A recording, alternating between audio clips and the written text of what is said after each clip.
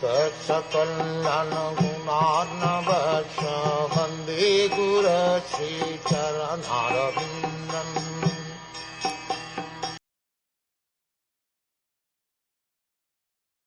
He was adorned with a girdle that shone brightly on the yellow cloth covering his large hips, and he wore a garland of fresh flowers which was distinguished by humming bees. His lovely wrists were graced with bracelets, and he rested one of his hands on the shoulder of Garuda, his carrier, and twirled a lotus with another hand. Here is a full description of the personality of Godhead as personally experienced by the sages.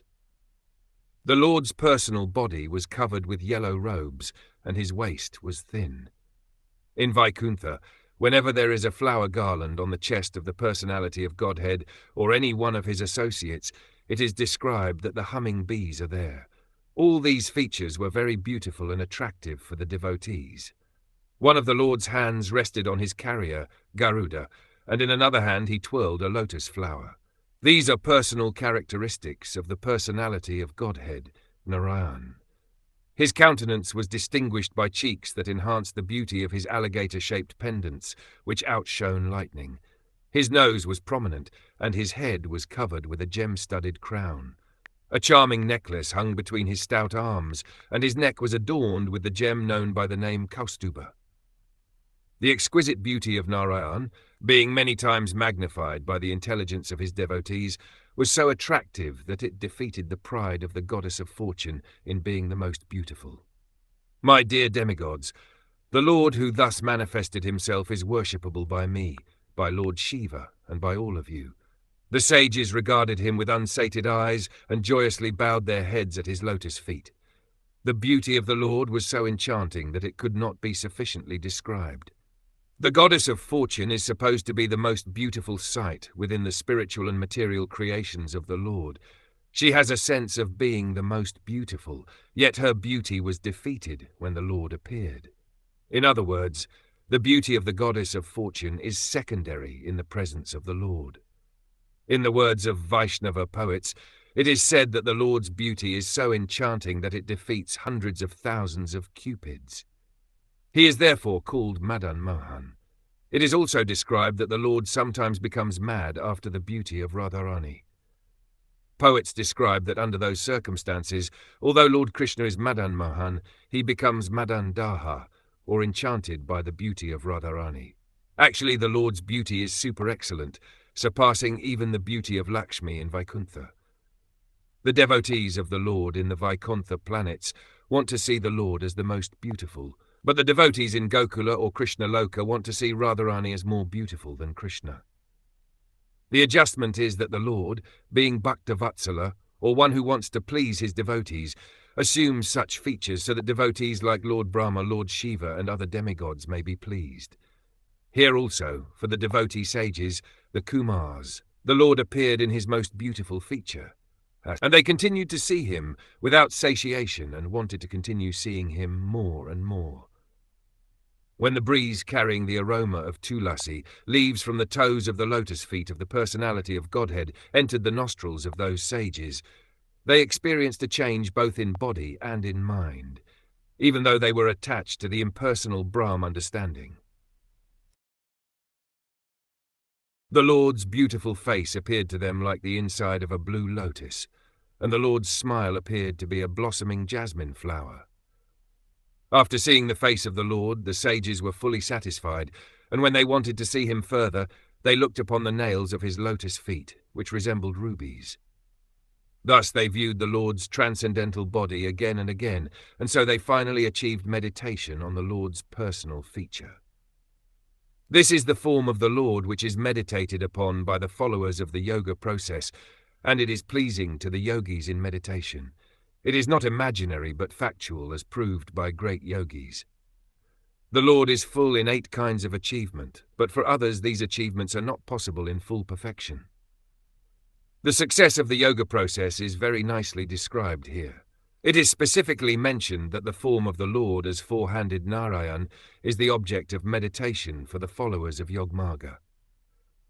In the modern age, there are so many so-called yogis who do not target their meditation on the 4-handed Narayan form. Some of them try to meditate on something impersonal or void, but that is not approved by the great yogis who follow the standard method.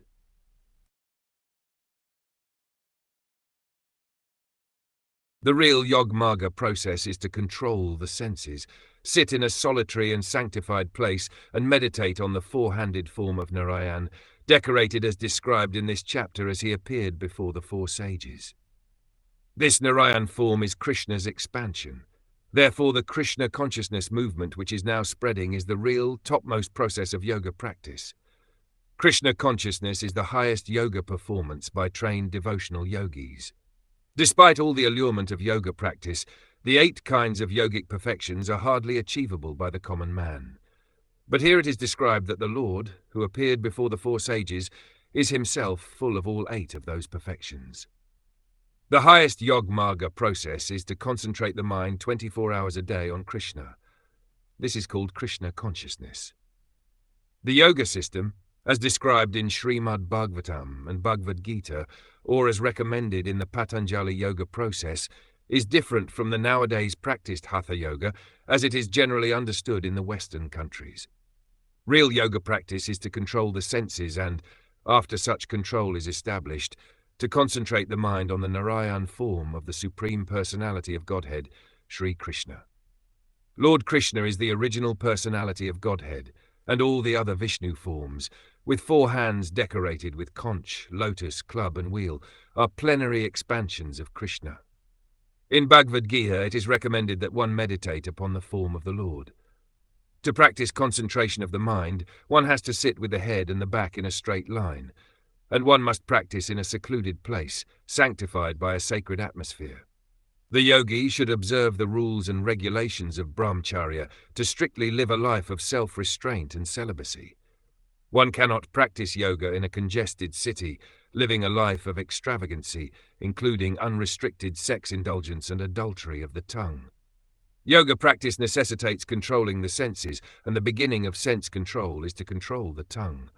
One who can control the tongue can also have control over the other senses. One cannot allow the tongue to take all kinds of forbidden food and drink, and at the same time advance in the practice of yoga.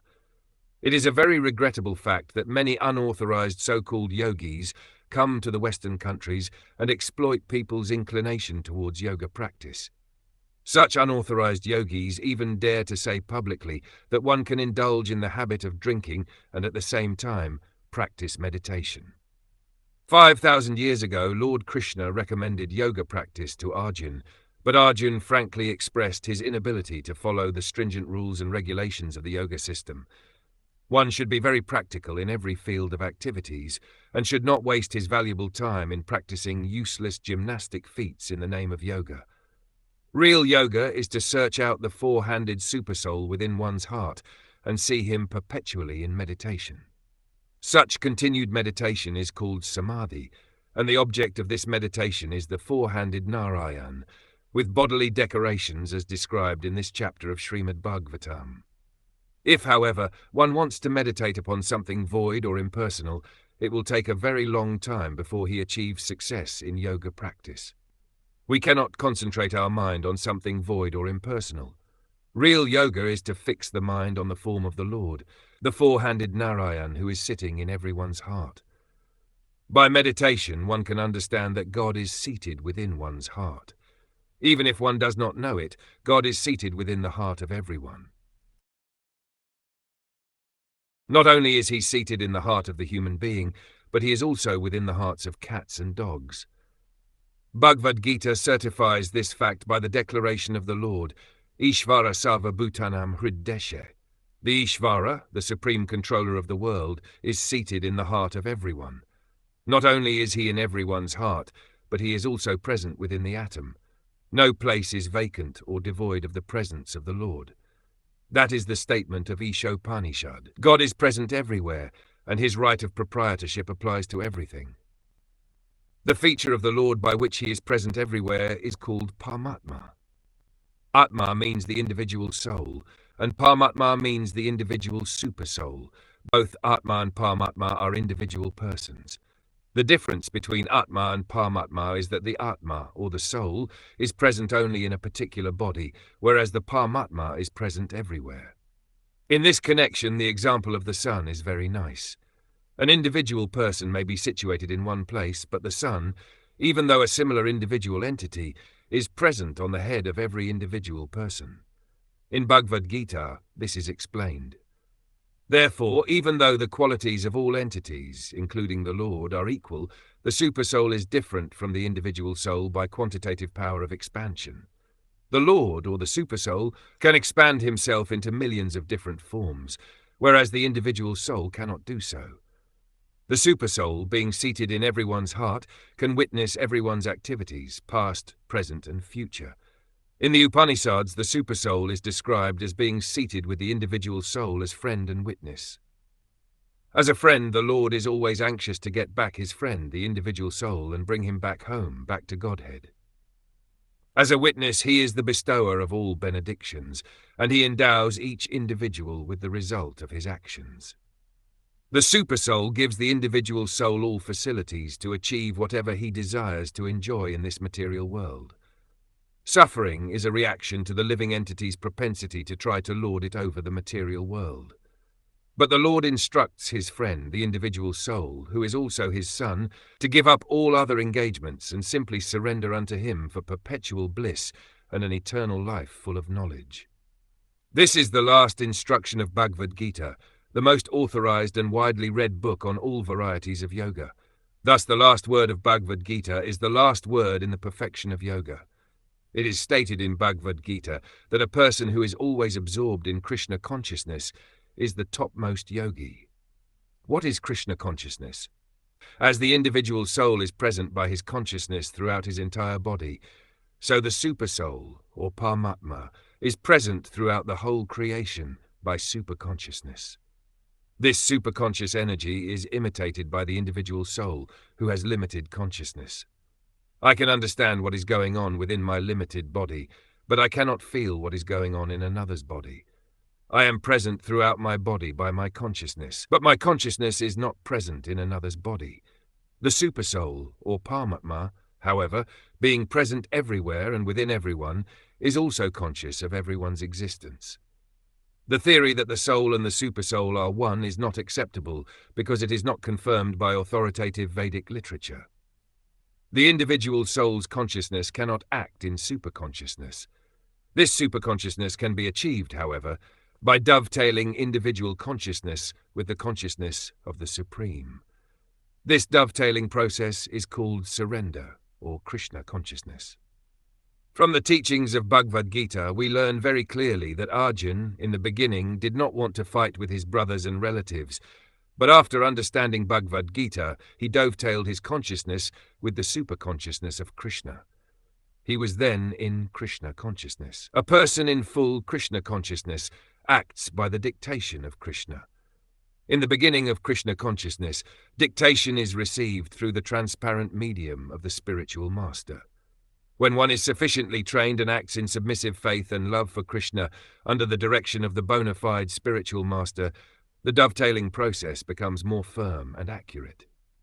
This stage of devotional service by the devotee in Krishna consciousness is the most perfect stage of the yoga system.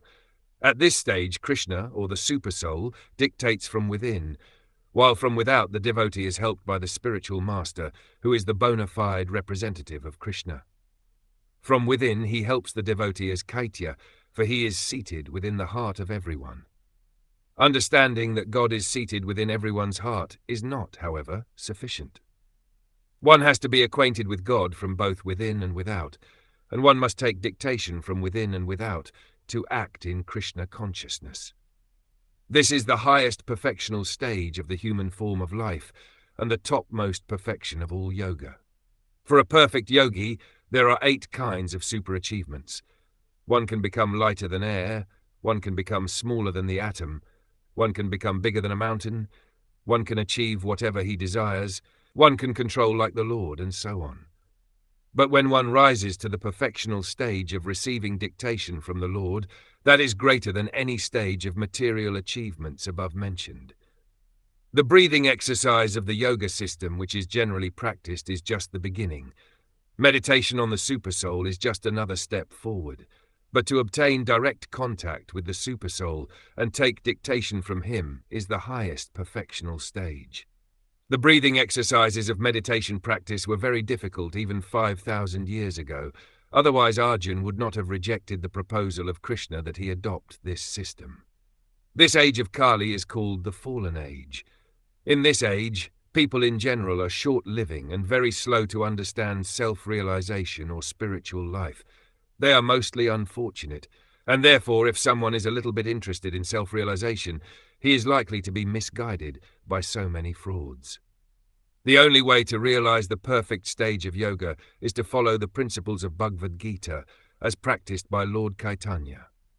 This is the simplest and highest perfection of yoga practice. Lord Chaitanya demonstrated this Krishna consciousness yoga system in a practical manner simply by chanting the holy name of Krishna as prescribed in the Vedanta, Srimad Bhagwatam, Bhagavad Gita, and many important Purans.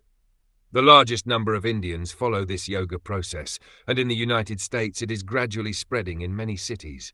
It is very easy and practical for this age, especially for those who are serious about success in yoga. No other process of yoga can be successful in this age. The meditation process was possible in the Golden Age, Satya Yuga, because people in that age used to live for hundreds of thousands of years. If one wants success in practical yoga practice, it is advised that he take to the chanting of Hare Krishna, Krishna Krishna, Hare Hare, Hare Rama, Rama Rama, Hare Hare, and he will actually feel himself making progress. In Bhagavad Gita, this practice of Krishna consciousness is prescribed as Raj Vidya, or the king of all erudition. Those who have taken to this most sublime bhakti yoga system, who practice devotional service in transcendental love of Krishna, can testify to its happy and easy execution. The four sages Sanak, Sanatan, Sanandan, and Sanat Kumar also became attracted by the features of the Lord and the transcendental aroma of the dust of his lotus feet, as already described in verse 43. Yoga necessitates controlling the senses, and Bhakti Yoga, or Krishna consciousness, is the process of purifying the senses. When the senses are purified, they are automatically controlled. One cannot stop the activities of the senses by artificial means, but if one purifies the senses by engaging in the service of the Lord, the senses not only can be controlled from rubbish engagement, but can be engaged in the Lord's transcendental service, as aspired to by the four sages Sanak, Sanatan, Sanandan, and Sanat Kumar. Krishna consciousness is not, therefore, a manufactured concoction of the speculative mind. It is the process enjoined in Bhagavad Gita. The Kumars said, "Our dear Lord, you are not manifested to rascals, even though you are seated within the heart of everyone. But as far as we are concerned, we see you face to face, although you are unlimited. The statements we have heard about you from our father Brahma through the years have now been actually realized by your kind appearance. The so-called yogis who concentrate their mind or meditate upon the impersonal or void are described here. This verse of Srimad Bhagwatam describes persons who are expected to be very expert yogis engaged in meditation, but who do not find the Supreme Personality of Godhead seated within the heart. These persons are described here as Duratma, which means a person who has a very crooked heart, or a less intelligent person, just opposite to a Mahatma, which means one who has a broad heart. Those so-called yogis who, although engaged in meditation, are not broad-hearted cannot find the four-handed Narayana form, even though he is seated within their heart. Although the first realization of the Supreme Absolute Truth is impersonal Brahm, one should not remain satisfied with experiencing the impersonal effulgence of the Supreme Lord. In the Ishopanishad also, the devotee prays that the glaring effulgence of Brahm may be removed from his eyes so that he can see the real, personal feature of the Lord and thus satisfy himself fully. Similarly, although the Lord is not visible in the beginning because of his glaring bodily effulgence, if a devotee sincerely wants to see him, the Lord is revealed to him. It is said in Bhagavad Gita that the Lord cannot be seen by our imperfect eyes, he cannot be heard by our imperfect ears, and he cannot be experienced by our imperfect senses. But if one engages in devotional service with faith and devotion, then God reveals himself. Here the four sages Sanat Kumar, Sanatan, Sanandan and Sanak are described as actually sincere devotees. Although they had heard from their father, Brahma, about the personal feature of the Lord, only the impersonal feature, Brahm, was revealed to them. But because they were sincerely searching for the Lord, they finally saw his personal feature directly, which corresponded with the description given by their father. They thus became fully satisfied. Here, they expressed their gratitude because although they were foolish impersonalists in the beginning, by the grace of the Lord they could now have the good fortune to see his personal feature.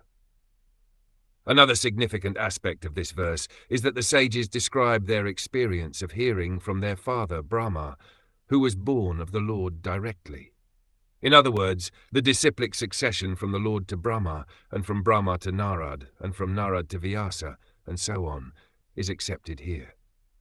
Because the Kumars were sons of Brahma, they had the opportunity to learn Vedic knowledge from the disciplic succession of Brahma, and therefore, in spite of their impersonalist beginnings, they became, in the end, direct seers of the personal feature of the Lord. We know that you are the supreme absolute truth, the personality of Godhead, who manifests his transcendental form in the uncontaminated mode of pure goodness. This transcendental, eternal form of your personality can be understood only by your mercy through unflinching devotional service by great sages whose hearts have been purified in the devotional way. The absolute truth can be understood in three features: impersonal Brahm, localized Paramatma, and Bhagavan, the Supreme Personality of Godhead. Here it is admitted that the Supreme Personality of Godhead is the last word in understanding the absolute truth. Even though the four Kumars were instructed by their great learned father, Brahma, they could not actually understand the absolute truth. They could only understand the supreme absolute truth when they personally saw the personality of Godhead with their own eyes. In other words, if one sees or understands the supreme personality of Godhead, the other two features of the absolute truth, namely impersonal Brahm and localized Paramatma, are also automatically understood. Therefore the Kumars confirm, you are the ultimate absolute truth. The impersonalist may argue that since the Supreme Personality of Godhead was so nicely decorated, he was therefore not the absolute truth. But here it is confirmed that all the variegatedness of the absolute platform is constituted of Shuddha Sattva, pure goodness. In the material world, any quality goodness, passion or ignorance is contaminated. Even the quality of goodness here in the material world is not free from tinges of passion and ignorance. But in the transcendental world, only pure goodness, without any tinge of passion or ignorance, exists. Therefore the form of the Supreme Personality of Godhead and his variegated pastimes and paraphernalia are all pure sattva guna. Such variegatedness in pure goodness is exhibited eternally by the Lord for the satisfaction of the devotee. The devotee does not want to see the Supreme Personality of absolute truth in voidness or impersonalism. In one sense, absolute transcendental variegatedness is meant only for the devotees, not for others, because this distinct feature of transcendental variegatedness can be understood only by the mercy of the Supreme Lord and not by mental speculation or the ascending process. It is said that one can understand the Supreme Personality of Godhead when one is even slightly favored by him. Otherwise, without his mercy, a man may speculate for thousands of years and not understand what is actually the absolute truth. This mercy can be perceived by the devotee when he is completely freed from contamination. It is stated, therefore, that only when all contamination is rooted out and the devotee is completely detached from material attractions can he receive this mercy of the Lord. Persons who are very expert and most intelligent in understanding things as they are engage in hearing narrations of the auspicious activities and pastimes of the Lord, which are worth chanting and worth hearing. Such persons do not care even for the highest material benediction, namely liberation, to say nothing of other less important benedictions like the material happiness of the heavenly kingdom. The transcendental bliss enjoyed by the devotees of the Lord is completely different from the material happiness enjoyed by less intelligent persons. The less intelligent persons in the material world are engaged by the four principles of benediction called Dharma, Artha, Karma, and Moksha. Generally, they prefer to take to religious life to achieve some material benediction, the purpose of which is to satisfy the senses. When, by that process, they become confused or frustrated in fulfilling the maximum amount of sense enjoyment, they try to become one with the Supreme, which is, according to their conception, mukti, or liberation. There are 5 kinds of liberation, the least important of which is called sayuja, to become one with the Supreme. Devotees don't care for such liberation because they are actually intelligent. Nor are they inclined to accept any of the other 4 kinds of liberation, namely to live on the same planet as the Lord, to live with him side by side as an associate, to have the same opulence, and to attain the same bodily features. They are concerned only with glorifying the Supreme Lord and his auspicious activities. Pure devotional service is Shravanam Kirtanam. Pure devotees who take transcendental pleasure in hearing and chanting the glories of the Lord do not care for any kind of liberation. Even if they are offered the 5 liberations, they refuse to accept them, as stated in the Bhagavatam in the 3rd canto. Materialistic persons aspire for the sense enjoyment of heavenly pleasure in the heavenly kingdom, but devotees reject such material pleasure at once. The devotee does not even care for the post of Indra. A devotee knows that any pleasurable material position is subject to be annihilated at a certain point. Even if one reaches the post of Indra, Chandra, or any other demigod, he must be dissolved at a certain stage. A devotee is never interested in such temporary pleasure. From Vedic scriptures it is understood that sometimes even Brahma and Indra fall down, but a devotee in the transcendental abode of the Lord never falls. This transcendental stage of life, in which one feels transcendental pleasure in hearing the Lord's pastimes, is also recommended by Lord Caitanya. When Lord Caitanya was talking with Ramanand Raya, there were varieties of suggestions offered by Ramanand regarding spiritual realization, but Lord Caitanya rejected all but one, that one should hear the glories of the Lord in association with pure devotees. That is acceptable for everyone, especially in this age. One should engage himself in hearing from pure devotees about the activities of the Lord. That is considered the supreme benediction for mankind. O Lord, we pray that you let us be born in any hellish condition of life, just as long as our hearts and minds are always engaged in the service of your lotus feet. Our words are made beautiful by speaking of your activities, just as tulasi leaves are beautified when offered unto your lotus feet, and as long as our ears are always filled with the chanting of your transcendental qualities. The 4 sages now offer their humility to the personality of Godhead because of their having been haughty in cursing 2 other devotees of the Lord. Jay and Vijay, the 2 doorkeepers who checked them from entering the Vaikuntha planet, were certainly offenders, but as Vaishnavas, the 4 sages should not have cursed them in anger. After the incident, they became conscious that they had done wrong by cursing the devotees of the Lord, and they prayed to the Lord that even in the hellish condition of life, their minds might not be distracted from the engagement of service to the lotus feet of Lord Narayana. Those who are devotees of the Lord are not afraid of any condition of life, provided there is constant engagement in the service of the Lord. It is said of the Narayan Para, or those who are devotees of Narayan, the Supreme Personality of Godhead, Nakutashkana Bibyati. They are not afraid of entering a hellish condition, for since they are engaged in the transcendental loving service of the Lord, heaven or hell is the same for them. In material life, both heaven and hell are one and the same, because they are material. In either place there is no engagement in the Lord's service. Therefore, those who are engaged in the service of the Lord see no distinction between heaven and hell. It is only the materialists who prefer one to the other. These 4 devotees prayed to the Lord that although they might go to hell because they had cursed devotees, they might not forget the service of the Lord.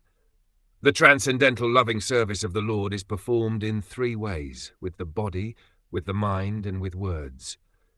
Here the sages pray that their words may always be engaged in glorifying the Supreme Lord. One may speak very nicely with ornamental language, or one may be expert at controlled grammatical presentation, but if one's words are not engaged in the service of the Lord, they have no flavor and no actual use. The example is given here of tulasi leaves. The tulsi leaf is very useful, even from the medicinal or antiseptic point of view. It is considered sacred and is offered to the lotus feet of the Lord. The tulsi leaf has numerous good qualities, but if it were not offered to the lotus feet of the Lord, tulasi could not be of much value or importance. Similarly, one may speak very nicely from the rhetorical or grammatical point of view, which may be very much appreciated by a materialistic audience, but if one's words are not offered to the service of the Lord, they are useless. The holes of the ears are very small and can be filled with any insignificant sound. So how can they receive as great a vibration as the glorification of the Lord? The answer is that the holes of the ears are like the sky. As the sky can never be filled up, the quality of the ear is such that one may go on pouring in vibrations of various kinds, yet it is capable of receiving more and more vibrations. A devotee is not afraid of going to hell if he has the opportunity to hear the glories of the Lord constantly. This is the advantage of chanting Hare Krishna, Krishna Krishna, Hare Hare, Hare Rama, Rama Rama, Hare Hare. One may be put in any condition, but God gives him the prerogative to chant Hare Krishna. In any condition of life, if one goes on chanting, he will never be unhappy. O Lord, we therefore offer our respectful obeisances unto your eternal form, as the personality of Godhead, which you have so kindly manifested before us.